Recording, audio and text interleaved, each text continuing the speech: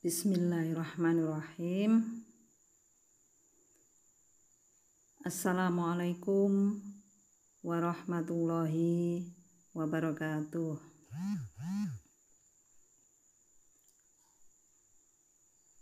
Selamat pagi anak-anak. Kita berjumpa lagi pada pembelajaran tema 1,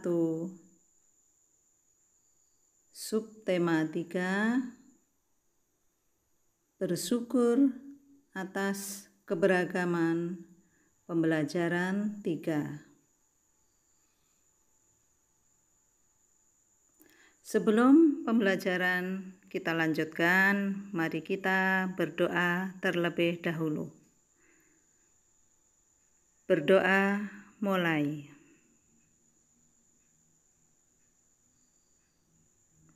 Berdoa selesai.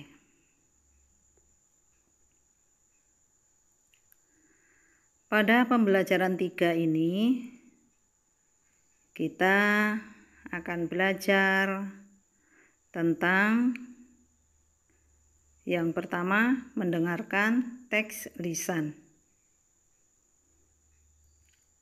Nanti kalian akan mendengarkan dan mencermati apa yang dibaca oleh Bu Guru. Berikutnya yaitu pemantulan dan penyerapan bunyi. Kompetensi dasar. Pada pembelajaran ini ada bahasa Indonesia dan juga IPA.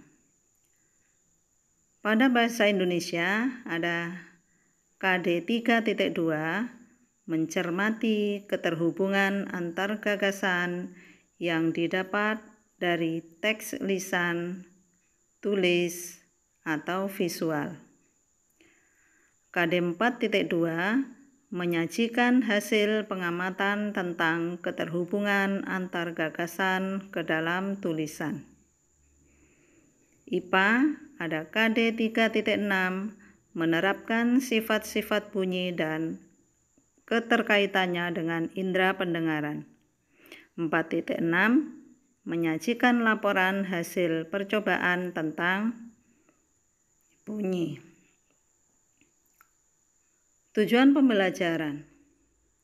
Setelah mempelajari materi ini, siswa dapat 1. Menemukan gagasan pokok dan gagasan pendukung dari teks lisan. 2. Dapat melakukan percobaan, pemantulan, dan penyerapan bunyi. Nah, anak-anak, sekarang kalian mendengarkan teks lisan yang akan Bu Guru bacakan dengan judul Tradisi Fahombo dari Nias. Ada 4 paragraf di sini yang Bu Guru bacakan ya di teks lisan ini. Diperhatikan yaitu yang paragraf pertama, tradisi lompat batu atau Fahombo adalah salah satu tradisi yang berasal dari Nias, Sumatera Utara. Tradisi ini biasanya dilakukan para pemuda dengan cara melompati tumpukan batu setinggi 2 meter dan setebal 40 cm. Untuk menunjukkan bahwa mereka sudah pantas untuk dianggap dewasa secara fisik. Itu artinya sang pemuda kelak akan menjadi pemuda pembela kampungnya jika ada konflik dengan warga desa lain. Tradisi lompat batu merupakan salah satu tradisi yang cukup terkenal di Nias. Selain ditampilkan sebagai acara adat, tradisi lompat batu ini juga bisa menjadi pertunjukan yang menarik, khususnya bagi para wisatawan yang datang ke sana. Pada paragraf kedua, perlu diketahui bahwa tradisi lompat batu ini tidak terdapat di semua wilayah Nias. Tradisi ini hanya terdapat di kampung-kampung tertentu saja, seperti di wilayah Teluk Dalam. Di samping itu, tradisi ini hanya boleh diikuti oleh kaum laki-laki saja. Kaum perempuan tidak boleh melakukannya karena lompat batu merupakan ajang ketangkasan yang nantinya bila berhasil melompat dengan sempurna, pelompat akan menjadi pembela kampungnya ketika ada perselisihan dengan kampung lain. Pada paragraf ketiga, kemampuan melompati batu dianggap sebuah prestasi yang tinggi. Oleh karena itu, pemuda yang telah berhasil melompati batu pada kali pertama bukan saja akan menjadi kebanggaan dirinya sendiri, tetapi juga bagi keluarganya. Keluarga pemuda yang baru pertama kali tetapi mampu melompati batu setinggi 2 meter, ini biasanya akan menyembelih beberapa ekor ternak sebagai wujud syukur atas keberhasilannya anaknya.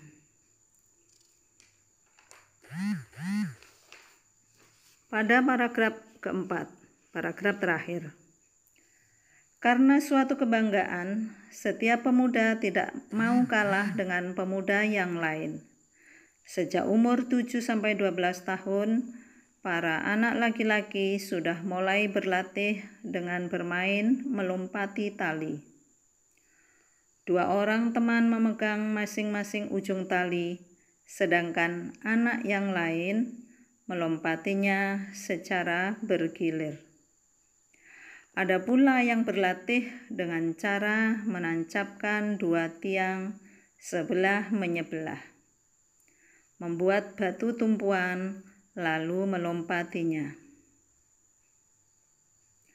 Latihan tersebut dimulai dari yang rendah dan lama-lama ditinggikan.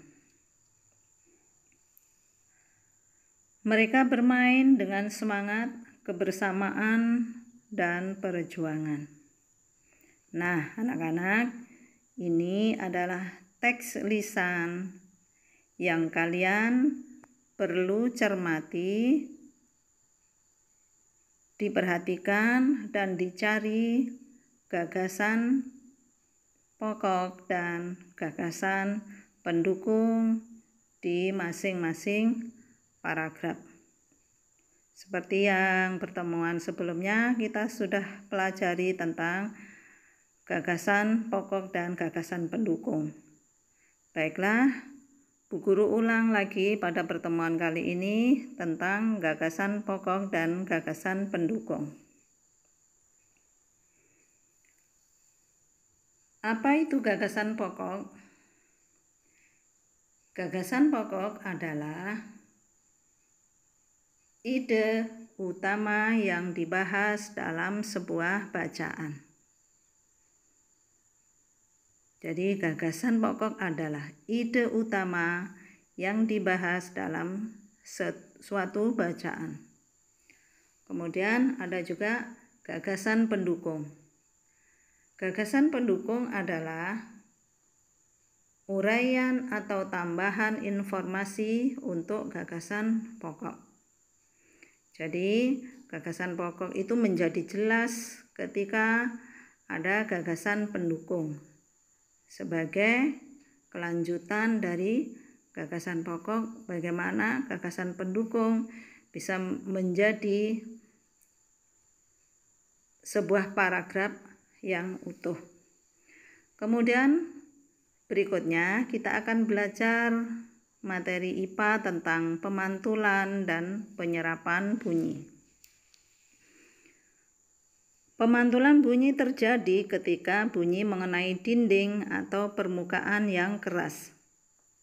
Permukaan yang keras itu misalnya batu, besi, seng, dan kaca. Permukaan yang keras tersebut dapat menghalangi perambatan bunyi, sehingga bunyi dipantulkan. Nah, bunyi ini ada dibagi menjadi 2. bunyi pantul maksudnya, yaitu gema dan gaung. Gema adalah pantulan bunyi yang terdengar setelah bunyi asli. Contohnya, ketika kita berteriak di tebing atau lembah, maka akan ada suara pantulan yang kita dengar. Kemudian gaung adalah bunyi pantul yang terdengar bersamaan bunyi asli. Contohnya ketika kita berteriak di sebuah gedung tertutup yang di kanan kirinya ada dinding, maka kita akan merasakan ada gaung di situ. Kemudian penyerapan bunyi. Bunyi dapat diserap atau diredam. Kemudian penyerapan bunyi terjadi bila bunyi mengenai benda yang lunak atau berpori. Benda yang dapat menyerap bunyi disebut peredam bunyi. Contohnya gabus, busa, karpet, kain, dan kapas. Nah, anak-anak, tugas kalian sekarang yaitu yang pertama, temukan gagasan pokok dan gagasan pendukung pada teks lisan pada tradisi Fahombo dari Nias di masing-masing paragraf. Berikutnya, lakukan percobaan secara sederhana pada pemantulan dan penyerapan bunyi. Kemudian yang ketiga, kalian mengerjakan latihan pembelajaran 3 yang ada di buku. Jadi menjawab pertanyaan-pertanyaan pada latihan pembelajaran 3. Ada 3 itu anak-anak ya tugas kalian. Selamat belajar. Wassalamualaikum warahmatullahi wabarakatuh.